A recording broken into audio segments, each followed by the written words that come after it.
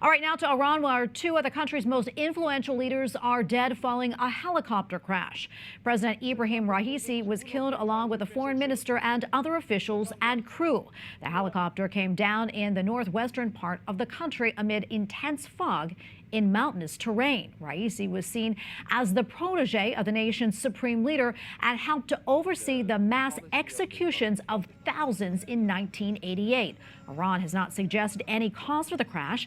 Pope Francis sent a message of condolence for the death of the president and all those involved in the crash. President Raisi was 63 years old. And for more, let's bring in Dr. Farhad Rezaei, Senior Research Fellow with the Philos Project and an Iranian expert who has written 4 books on the country. Doctor, good to be with you today. We appreciate it. So what has been the reaction to President Raisi's death, both in Iran and internationally?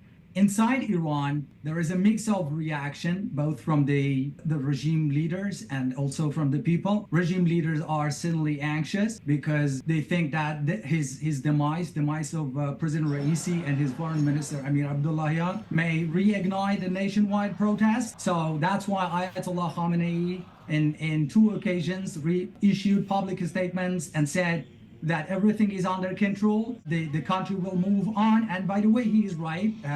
Everything is under his control. The presidency role is mostly symbolic. Ayatollah Khamenei is the one who basically runs the show. So from the public, from the nation are really happy. They are celebrating. I mean, I have watched many videos coming out of Iran that the people are celebrating in Tehran and some other major provinces with fireworks. And that's how the nation will regard the demise of Raisi and his foreign minister.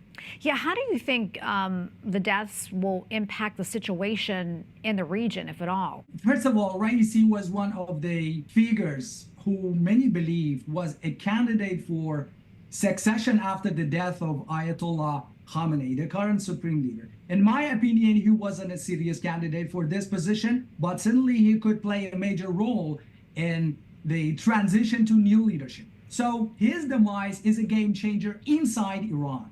But I believe the death of his foreign minister, Hossein Amir Abdullahian, is more important, and that may have regional effect. He had a strong ties to the IRGC, the Islamic Revolutionary Guards. He had a strong ties to the regime proxies, including Hezbollah, Hamas, and Palestinian Islamic Jihad. And also he had a strong relationship with Hassan Nasrallah, the chief of the Hezbollah terror groups. So he played a key role in the regime's sponsorship of terror proxies. That's why I believe his demise will be felt by the terror proxies, and it would have a regional impact. Yeah, before we run out of time, I want to talk about the interim president right now. What more can you tell us about him, and how does he compare to Raisi? How is he seen?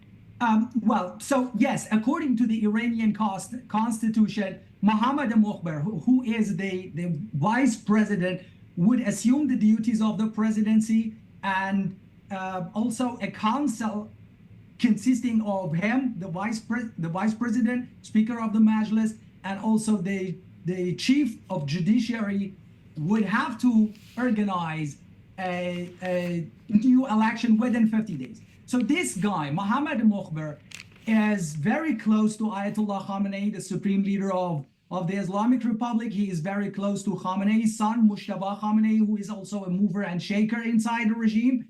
And he is a hardliner. So that's what he is. And again, according to the Constitution, he has to organize a new election within 50 days. But look, one thing that we need to know is that whether we should expect a meaningful change in the leadership style or not. I don't think so. I think, look, the president, as I mentioned, has no power.